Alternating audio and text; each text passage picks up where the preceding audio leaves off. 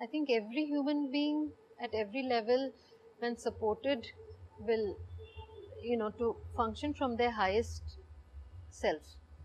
So how do we create such environments?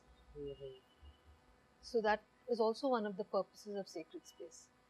How do we nurture, how do we provide a space where people, functioning from their highest self can be supported, and then as we provide energy for that and that grows, change is all over. And you will see there are so many people doing phenomenal work. So really that is what we are doing. We are providing space for people doing phenomenal work. And how many people doing phenomenal work there are in the city. Before the lockdown, our schedules were packed. We had our coordinators used to say, ma'am, there's no place. No, next Sunday we cannot take any more. Every room was packed. And that is the vibrancy of the people doing work. So sometimes you know of them, sometimes you've never heard of them. And so that is what we support. We support that. You support that, you give enough nurturing energy to that. That will flourish, that will multiply.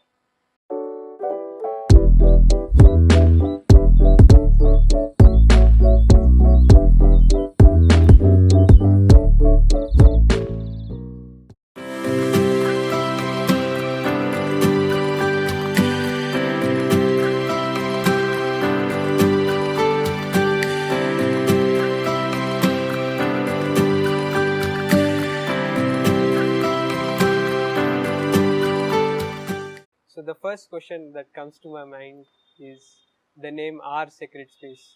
So the addition of R, was it a conscious decision? How did you come on this name?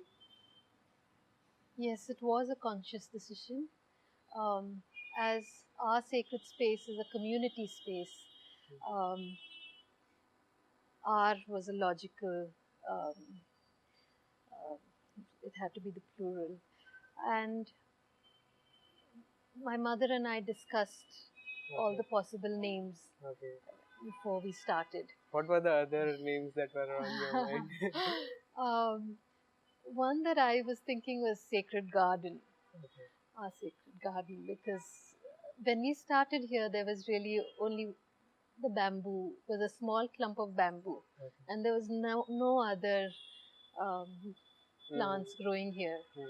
And we envisioned a space with greenery, with mud, where children and adults, seniors could all come together and explore, as Joseph Campbell once said, they could each of them follow their bliss. So at the same time, it is a community space where we are all deeply interconnected. And so as we evolve, it also affects our everyone around us. So it was first R and then the other thing. Yes. Also, this is part of our home.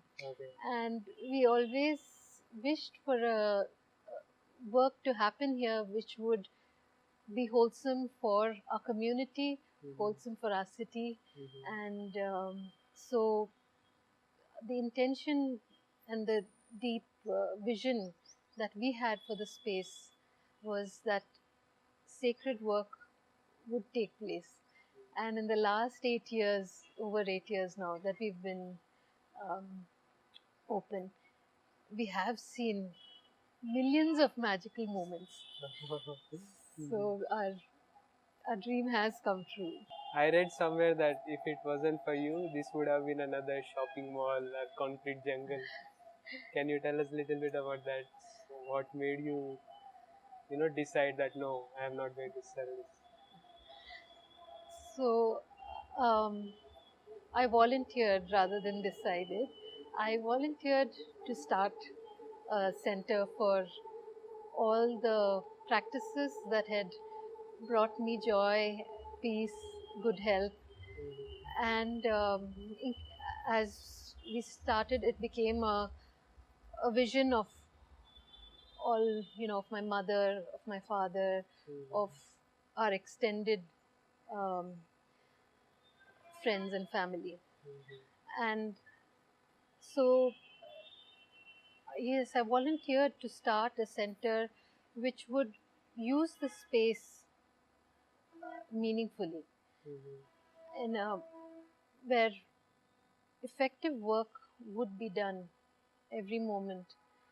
At the same time, it would be the kind of work which is nurturing of all those working here, nurturing of those learning, and also will help the larger environment, the city, the community.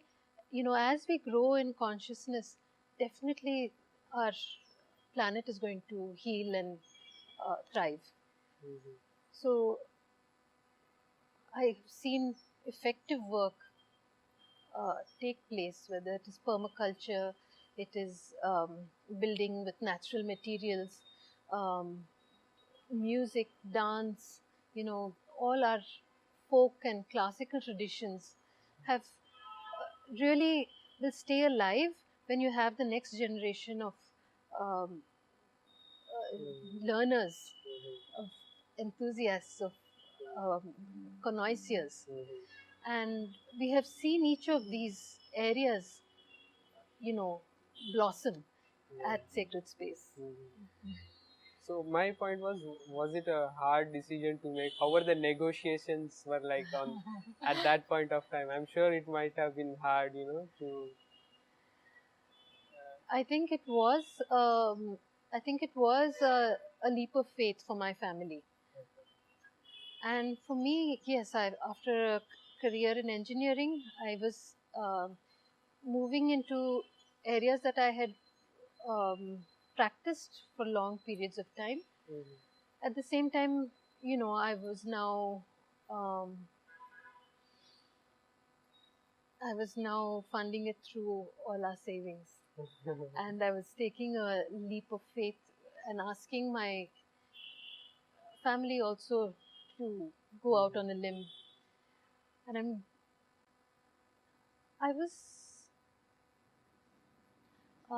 cautious. I did a lot of groundwork. I spoke to chartered accountants. I spoke to, business owners. I got a lot of advice before I started. So it was pragmatic. While it was my ideal situation of the perfect kind of work I would like to see in my city, which had always been a dream for decades. When I started, I wrote out my plan. This is what I would like to see in the space, and actually I wrote it out in one sitting. It just flowed. Then forward, I spoke to many different advisors, and along the way we have an advisory board which is multifaceted and gives pragmatic advice. For us to sustain long term, we need really to have our feet on the ground. So yes, it was every little detail I understood and figured out. Now, as I was about to launch, there was one good question that was asked: does the city really want this kind of work? So my father took me to a friend and said, have you done a market survey? Is there which is a very good, valid question. I had a sense that yes, there would be a need. At the same time, I was very clear that this was the work I would wish to do with the rest of my life. So there was clarity on those points. So when you have, I experience this myself, when you truly want to do something from your heart, you somehow just feel that everything is going to work out. Things start to work out. When you have that right intention, yes, the other things, just that pure heart and pure intention to do something, the things just start to happen. Did you experience something like that? I did. There were so many doors that opened, so many people who I didn't know at all who resonated with the work. And, from across the country, through social media across the globe, we got, there was so much of support for our work, whether somebody coming here and being personally present here. Also, giving us a lot of moral support from other places. And also challenges came. If I may ask, what were the few challenges? What were few challenges? So, for instance, I had lived away for about 14 years. So when I applied for a water connection. So even before you start to do this, I'm sure you might have thought, like, self-doubt comes, like, maybe if I'll be able to do this, pull this off. So what were those days, those moments were like, when you doubt yourself, when you are not sure of what you're doing. So what were those challenges and how did you get yourself out of that? Yes, I was timid. I cannot say I was completely confident. I think as I saw so many things working out, even things not working out, and I got confidence from them. I cannot say that when I started out, I was completely confident. I was doing something which was really different. Everyone is asked to wear slippers and not walk barefoot. I was asking everyone to walk barefoot, touch the mud, play with the mud. So yes, there is a certain amount of diffidence. At the same time, I think there are enough people in our city who value, what the space has to offer, and we have thrived because of that. So talking about this, the way you build this, so can you give us an idea, like what materials did you choose, and how did you choose, and how difficult was it, to construct this from scratch with the desired materials that you wanted? Yes. And the talent that was required. So I mostly renovated. I can't say that I actually built walls. I've pulled down a number of walls and renovated the space and reused a lot of the materials that happen to be here. So when we pulled down walls, we got bricks out of which we made this amphitheater. Most of the bricks were made from recycled. Most of the bricks were recycled that were used for the amphitheater. So I would look at a space and think, what can we do? We had a leaking roof. And so then I removed that and put up the roofs we have. And initially we have completely thatched roofs. Of course, the workmanship for thatch was not available to me at that time. So we had leaks, we couldn't function effectively. So then I went in for a metal roof with the thatch on top.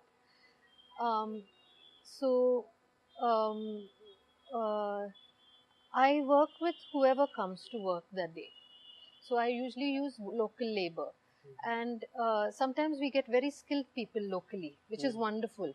In which times we create some of the, like these steps are it's very finely done work actually, very symmetric, beautifully done. So when I have a excellent craftsman, we go the extra mile. When I have someone who is, I had a sincere worker, but much rougher work.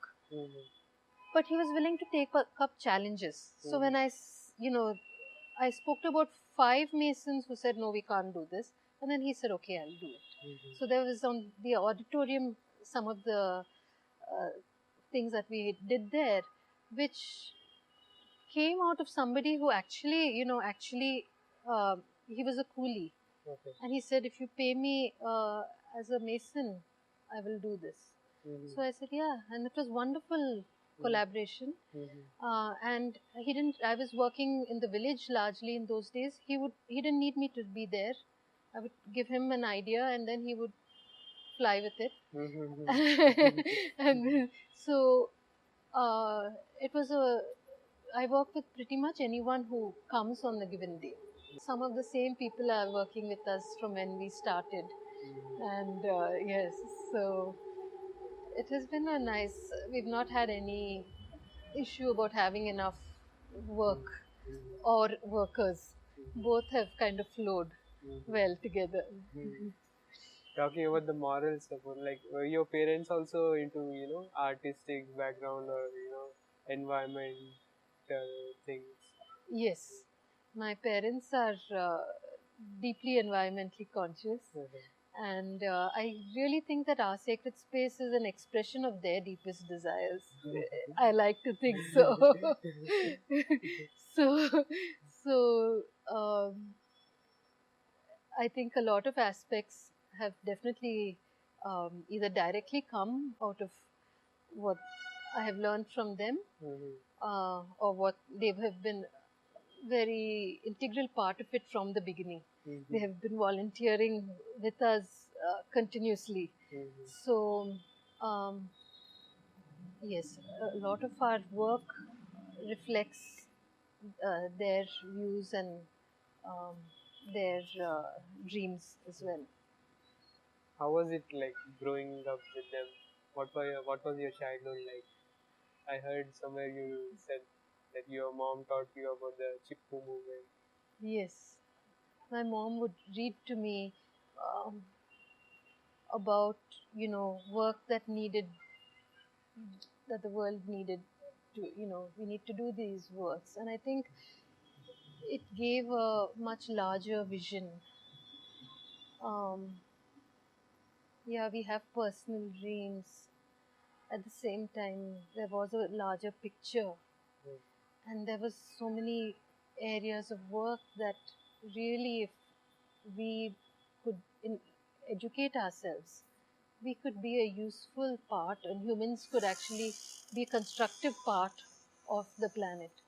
So the Chipko movement was one of those, um, uh,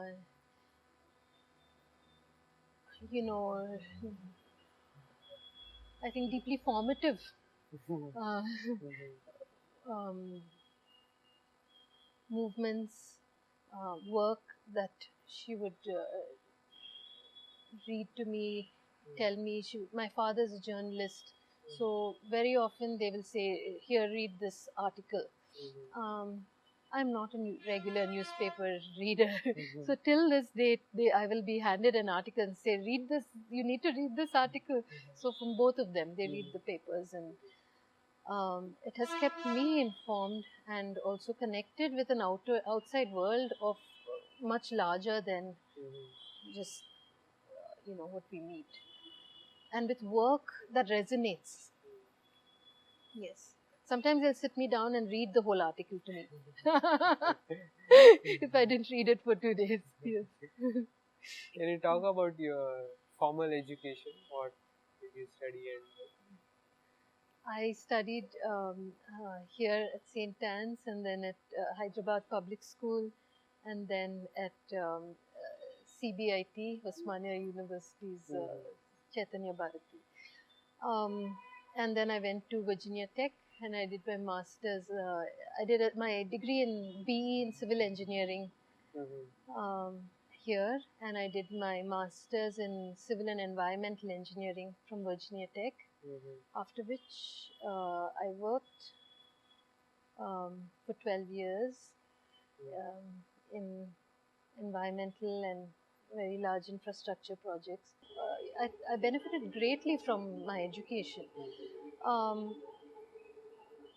Also, what is not so much working in our system, we can learn through that. And whether we just want to go back and become a cog in the wheel, sometimes life doesn't allow you the option. But also, very often, life does give you an option to look at, truthfully what requires to be done, and how our knowledge can translate into meaningful work. So it looks like alternative work, but really it's coming out of an understanding of what is our situation today. So do you think there is a dislink here in India when it comes to bureaucracy and the actual people who have the knowledge of environment to bring about laws which are eco-friendly? Like for instance, you said about the water connection, and I'm sure you might have faced many hundreds of permissions that you would have needed to build this place. So basically, what I feel is that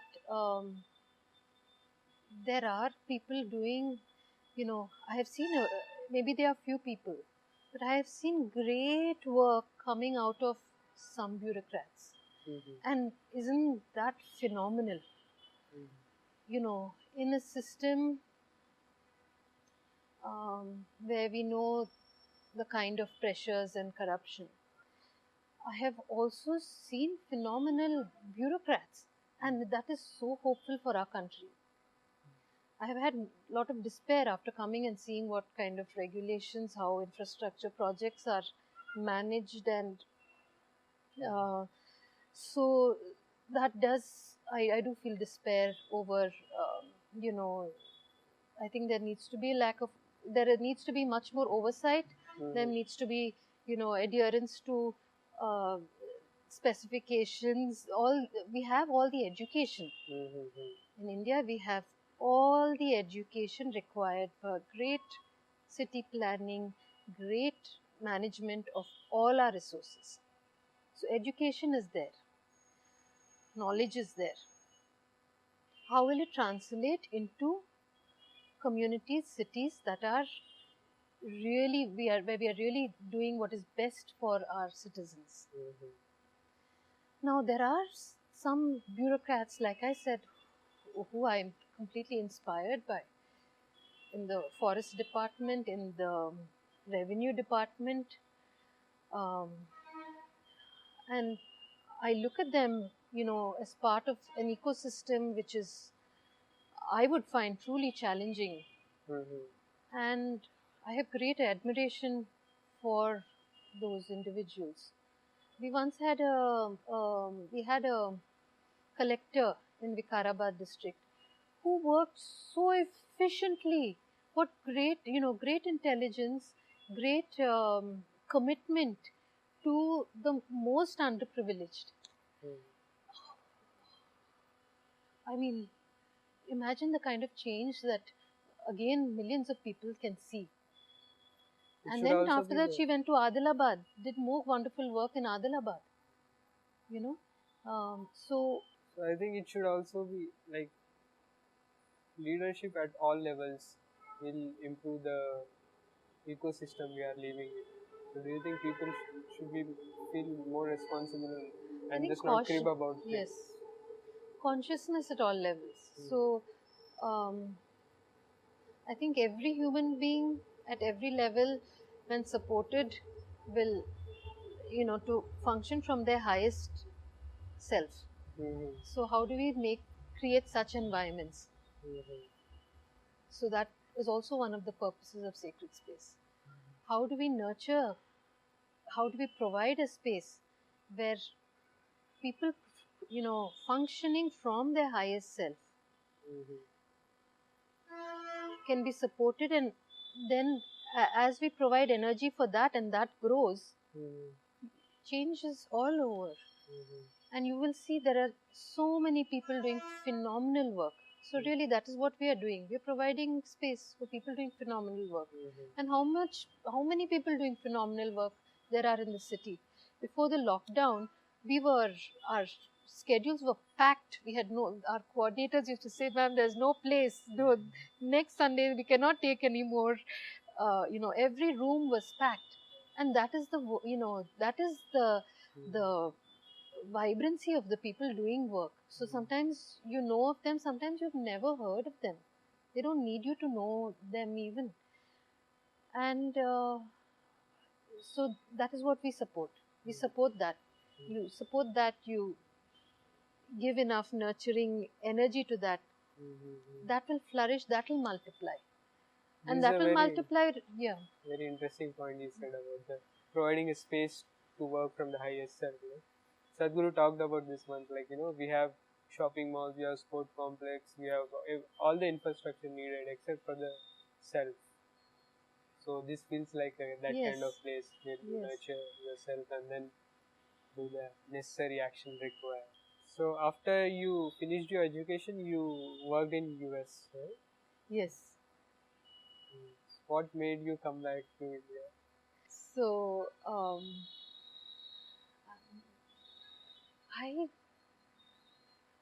I love my life in US. At the same time, I love my work. I deeply missed India. I missed Secunderabad. I missed this ecosystem. I feel this city is very special. There's some sweetness in this city, and I always longed to um, come back. So when life gave me an opportunity to move back, I did, and and I was really fortunate that it also gave me an opportunity a year later to work on, start a career in an area which I really could chart out myself. I can choose. This is what I believe in, and 8 years we have worked only on work we see wholesome for all involved.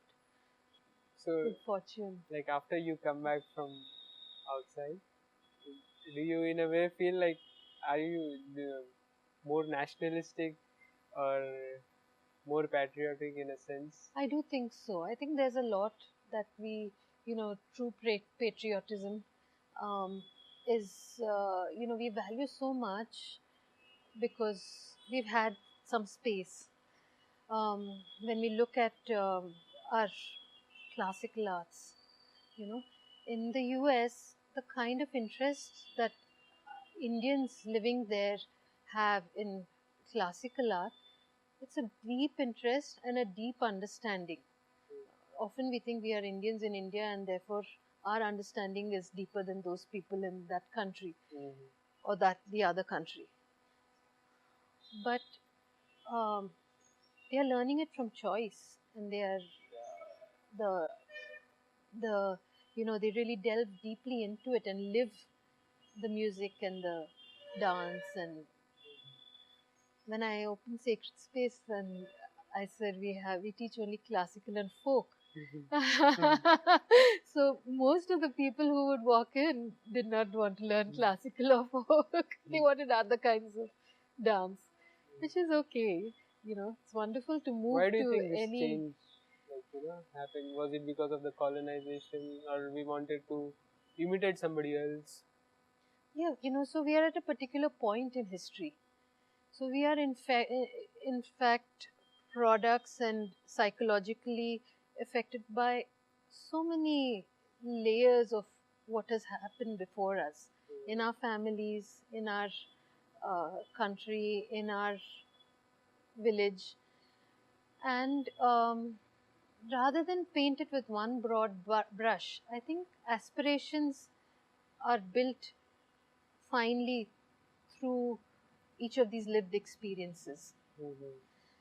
And perhaps in India at that point 8 years ago, what was valued was, some other kinds of dance. It's fine for people to explore. There's, it's wonderful to feel rhythm and respond. At the same time, I think, yes, when we, for me, going and when I lived in Berkeley, what I was doing largely with my time was I was doing Odissi dance. Besides working and home, any time that I had was filled with Odissi dance. Now, I think that was a great cultural immersion that, uh, you know, happened also because, see, as an adult dancing, how suitable, how much encouragement do we give in India? Yeah. So those were aspects that I felt where we can come in and share what worked in our lives. How many adults have learned dance here in our sacred space? So we have little children come and adults, seniors come learn.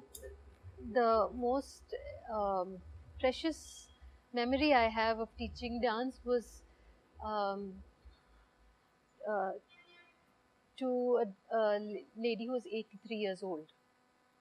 And then she performed with our troupe. And on the day of the performance, she said, I'm not confident to stand through the performance. I said, well, no, you sit and you dance. And how powerful was the performance? So, do we even, is there a space for such a dialogue in our classical world? Do you think it's changing now? Yes, I think it's changing. I think in the last 8 years, we are valuing more our. I think just also that people are saying, I want to dance. They've seen 3 other people dance and they say,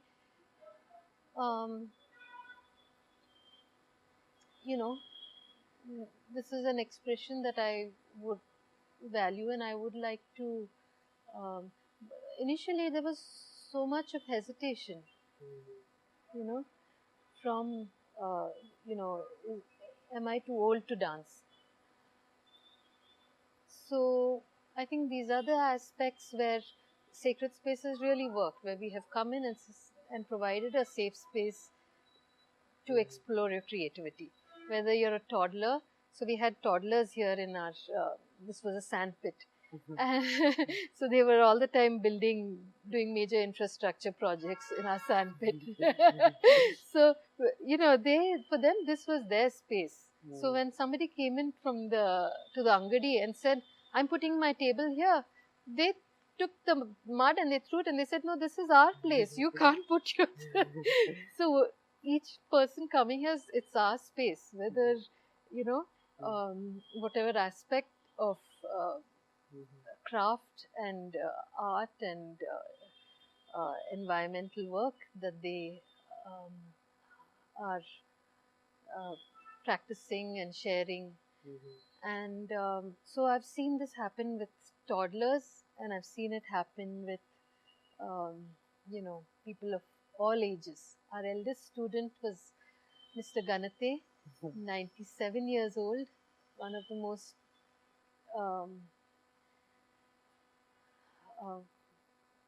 kind souls I have met. So some days I used to think I run sacred space so that Mr. Ganate can come here on Wednesdays for Urdu class. Because he would smile and he would just, his whole being was so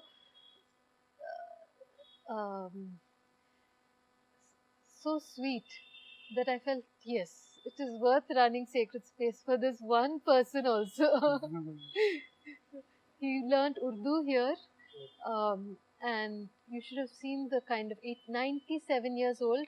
He would be here before the teacher came. So, each of us collectively and individually relooking at what is it that we are valuing and what is it we are giving our time, our attention, our resources to, brings about a change. There's a ripple effect all the time, so, and we see that there is millions of people in the city doing phenomenal work in different areas. And it's also nice with sacred space, often we connect a lot of these dots. So we have the people who come here and organize the adoption of stray puppies. You have the vegan community, you have the craftsmen, you have this beautiful handloom exhibitions, you have Lambadi embroidery, such beautiful embroidery. So these are, each of these little embroidered masterpieces, why would we want to lose that kind of skill? Why would we lose that kind of craftsmanship? I mean, it's not something you just want to keep in a museum. No, it's alive. And how do we create aliveness? So what we do is, I feel our workshops really do that. Sensitizing all of us to, the level of craft. When we had the Pattachitra artists, a Bengali Pattachitra artist who come from Midnapur, I've seen their work. We've had paintings in the house, but when they came and they sang, we didn't have sound at that time. We had just started. This old man stood there. He opened his scroll and he sang. Just his voice. Everyone just turned. There was a compelling. What stagecraft is that? What stagecraft is that? That he's singing in a language that we don't know, and we are mesmerized. We are looking at that painting, and just looking at it and understanding it really, because somewhere one word. So after that I saw a child who did not know Bengali start opening out to painting, a toddler, and start singing in the same tone. Now, what will that toddler's relationship to the painting be? Right? So, also, we saw the number of layers of paint that go on it. When they lived here, every day he would be sitting on his painting. His painting was that big. He would be sitting on his painting, and we thought that looks phenomenal. And the next layer of paint was going on, and the next layer of paint. So, what I'm understanding is, like, we are kind of put ourselves into a box, and like once we are exposed to it, we naturally, yes, can't miss it. Yes. But the problem is we are not exposed to it properly. Yes. I think, yes. And as we choose it, it comes to us. We find it in every corner of every village. I went to high-tech city. I think Radio Mirchi had asked me to come for an interview. And then I found potters there. Wonderful pots I bought there. So really, once our focus shifts and it's all around us. And let's talk about your spiritual journey. Where did it all start? I mean, it would be hard to say at this point I started my spiritual journey. Yes. I think it started with my parents, my grandparents. Definitely spirituality started from there. The understanding of peace. The practices supporting peace started at home. And just like we find our potters everywhere, I went to Berkeley and I came across a wonderful yoga teacher and really a spiritual teacher, Haricharan. I learned a lot of yoga and all the spiritual masters, really the genuine spiritual masters. He would give us books. And he would just give us these gifts which really were life transforming. It was like great wealth when I think back. And he would gift me a book. There were some books which I read immediately. There were some which I kept for 10 years. But it was always there in my shelf. And then I would open it and wow, phenomenal. It was speaking to me about my life right at that moment. From the masters, and from, as you start reading and meeting, then you find these traditions exist all over the world. Again, it is that wavelength people are there in different parts of the world. Mm-hmm. It's a Native American shaman speaking. Mm-hmm. He's speaking the same truth Mm-hmm. that our Rig Veda is speaking, Mm-hmm. right? And it's actually the same language. Mm-hmm. So, so I once had, so I think teachers have come in many forms. I once had a friend tell me about 22 years ago that his father, who was a pastor, had told him in Venezuela before he left, um, do everything you do with joy. So simple. So, I mean, that is such a powerful teaching right there. Do everything that you do with joy. Simple. Simple. If we follow nothing else in our life. How many words is that? Now, our minds are creative. And what if we unleash our creativity into these directions? How do I support everyone's joy all around me? How do how do you do everything that you do with joy?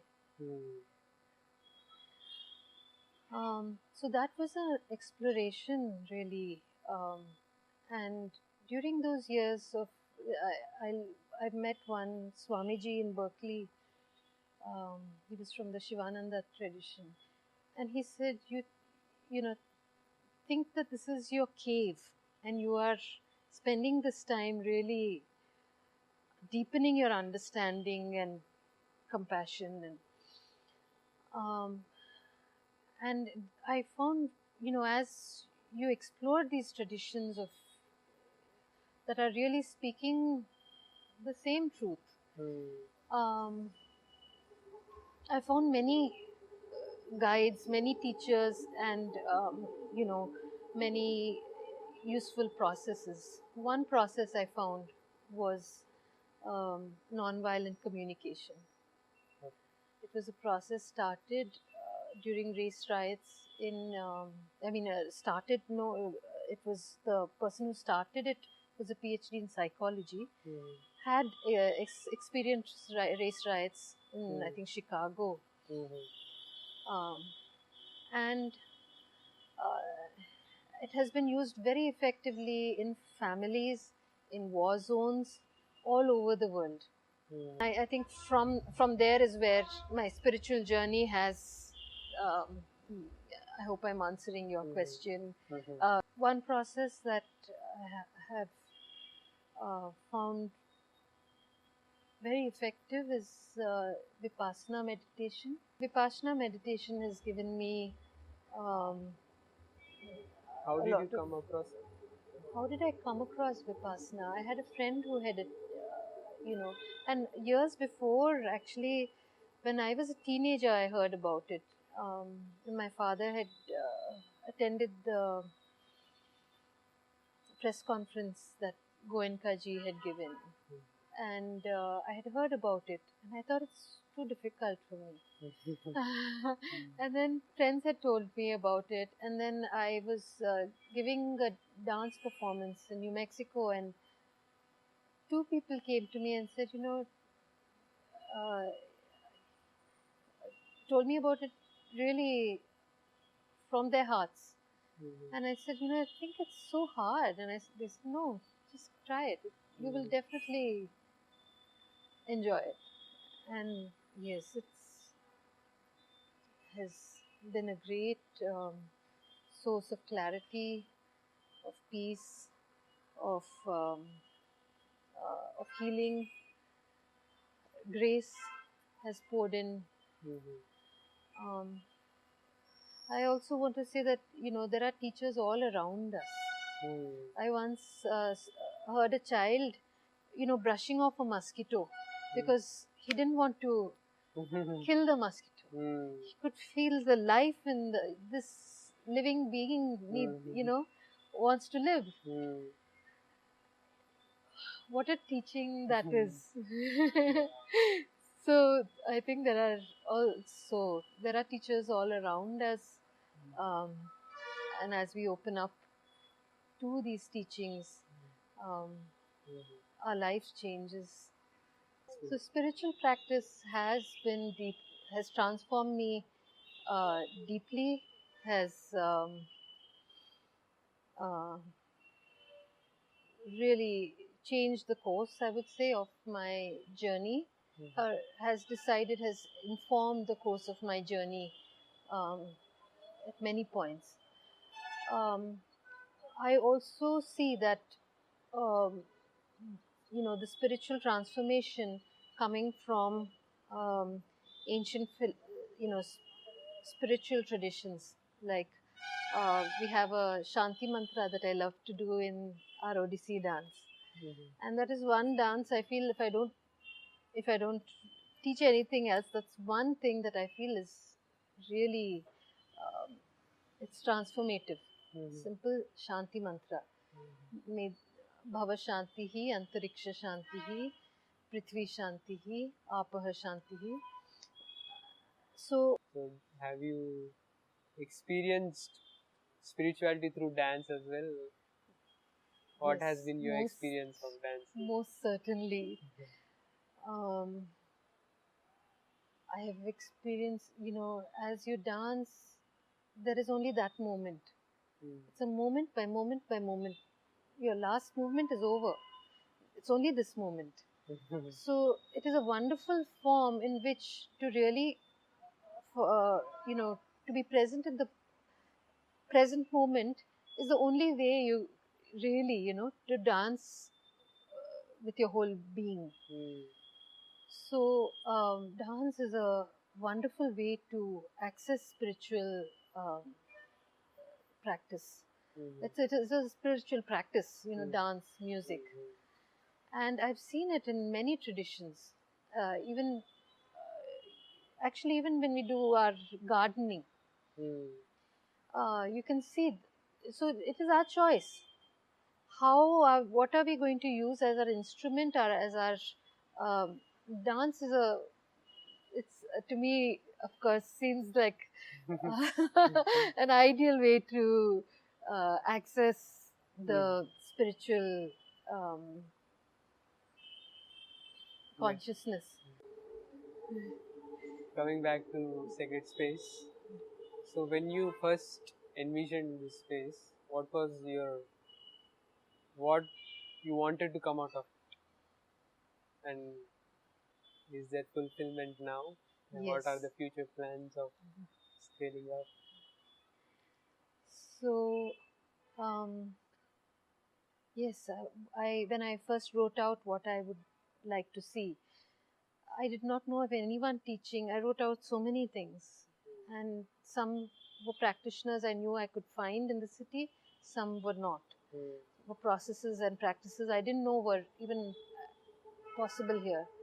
And it has come, and it has quadrupled. It has, I think exponentially have we realized uh, what we dreamt of and much more. So, and we continue to grow every day, looking at the needs of our city, looking at the needs of. March 5th we moved online, and through this lockdown, we are yoga classes, um, summer camp for kids, in which they did craft, which was only possible with things in the house. Wonderful, healthy cooking workshops. All of these, happened online. So we just look at what is it, what is what is needed at this time, and I think we'll be seeing a lot of new work coming out of sacred space in the coming next 6 months. Are there any specific goals that you want to target? Yes, we have a lot of and another thing that we did in this lockdown period was permaculture courses. So Narsana Please tell us a little bit about the permaculture. Yeah. So Narsana and Padma Kopula, Garu is the CEO of Aranya Agricultural Alternatives. They did a number of workshops on permaculture online during the corona lockdown, and within 2-3 days the workshops would be full.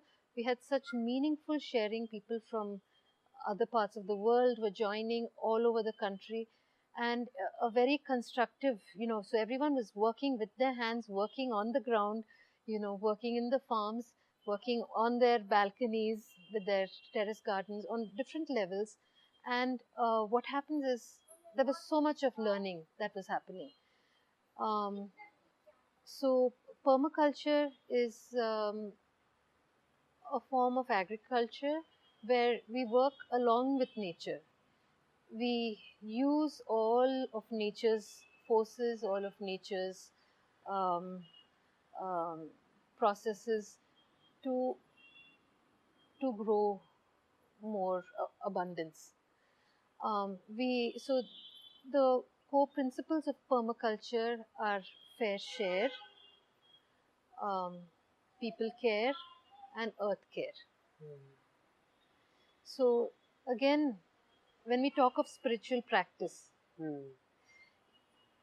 following our permaculture core principles alone can lead us to nirvana. Beautiful. So, and this I have seen also when there's Native American. Now, the more that I grow and I dig and I sow and I collect seeds, as I'm plucking uh, leaves for our food, then I remember the Native American wisdom, so they would thank the plant, they would ask forgiveness, so there was a beautiful story of I think a grandmother taking a grandchild out to the garden to pluck the leaves. And this is you're growing a crop, but imagine the sensitivity of that Native American tradition and what that story told us. You're giving thanks, and then when you're apologizing, and you're taking it with great consciousness.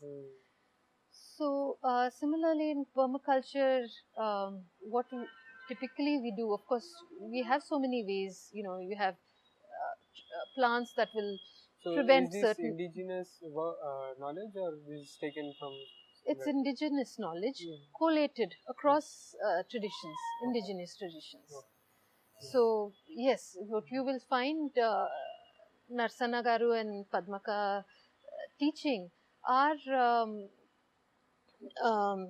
deeply indigenous traditions, often that could be lost. You see, in the permaculture design course, he shows you how in Hyderabad they are ploughing the different kinds of plough, the plough with a single ox, and how much sense it makes given how deep the seed needs to fall and how it needs to be covered. So these are deeply scientific. And I think this is where science and creativity can really function well together. We have all of this integrates, so you find a lot of agricultural scientists coming and learning permaculture. And me as a civil engineer, I have my master's degree. I think what we learned from permaculture has really educated me profoundly. It is scientific information that I now can use practically every day. You'll see our abundance in our gardens. No chemical fertilizers are required. Simple permaculture principles, and we can grow this abundance, feed our communities with healthy food. Isn't that a fantastic solution? So we have issues, and how do we the solutions are also available. And now when you see the kind of there are oceans of people who are embracing processes like permaculture, like non-violent communication, and that is what really gives me hope. In the Jewish tradition, there is a story, and I think stories are wonderful ways of conveying deep truths and also giving us peace. Just like the grandmother taking the grandchild to pluck a few herbs. so, so in the Jewish tradition, there is a story which says that, in these days when I personally, when I talk to 8-year-olds, 9-year-olds, they say, we are so worried about global warming. Rightly so. So we have all the knowledge, and really we've just gone through a pandemic which has devastated lives, devastated families. So many people have suffered. So in these times when we have actually been driven to look deeper within and deeper into spiritual traditions, there is one story which I feel gives us peace. And it is a story which says that as long as there are 17 good people on the planet, the earth will survive. From the Torah. 17 people. 17. So you're not looking at 50%. We have to have a 50%, 51%. And that is the power of, that is the effectiveness What a 1%. of conscious work. And we see this work happening in every part of our society. Any last message you would like to give to the audience or the artists or craftsmen people to explore this place? Anything you would like to say? I think as we share what is most alive in us, what has given us joy and peace, we find many kindred souls and a community working with allied vision. And what I would like to say is, I think especially during the pandemic, this is something that has been on our minds. How are we caring for our planet? How are we caring for our most vulnerable communities? So we have seen how our migrants, the kind of hardship so many people have faced when they are returning home. How are we going to make now what is a civilization? When we are, a civilization is truly civilized when we care for our most vulnerable. So how are we going to ensure compassion for all sentient beings, for the most vulnerable in our immediate neighborhood, in our regions, in our country? There is so much that every single individual can do. During the lockdown, to give one example, there were so many people who were feeding stray dogs. Initially, there was nobody on the streets. All the shops where dogs would have found, or garbage that was earlier thrown, the stray dogs were really going hungry. People stepped out and fed stray dogs. Similarly, there is so much work that each of us can do, is capable of doing, is in a position of doing. And making sure that everyone, I think one thing that really helps, as Thich Nhat Hanh says, is understanding and compassion. So how do we grow understanding in our communities? You know, that is what is going to build a stronger city, a stronger nation. That is true patriotism. How do we build connections? How do we build compassion? When you look at the kind of lives, the kind of hardships that, the strife that people like Thich Nhat Hanh and Dalai Lama went through and continued functioning from their highest self.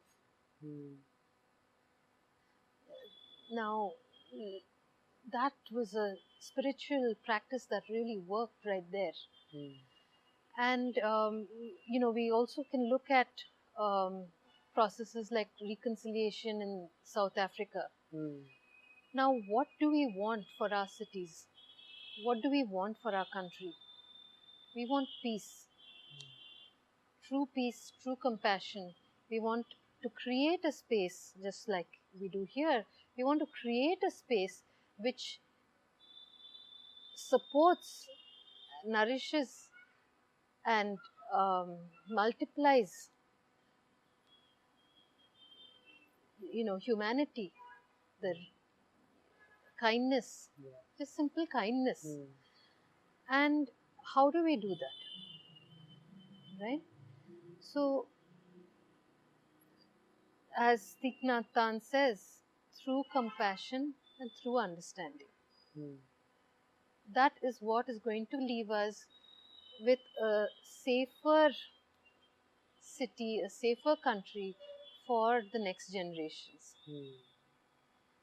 If we care for our children, then really what, in a simple way, we can practice every day of our lives is kindness, understanding.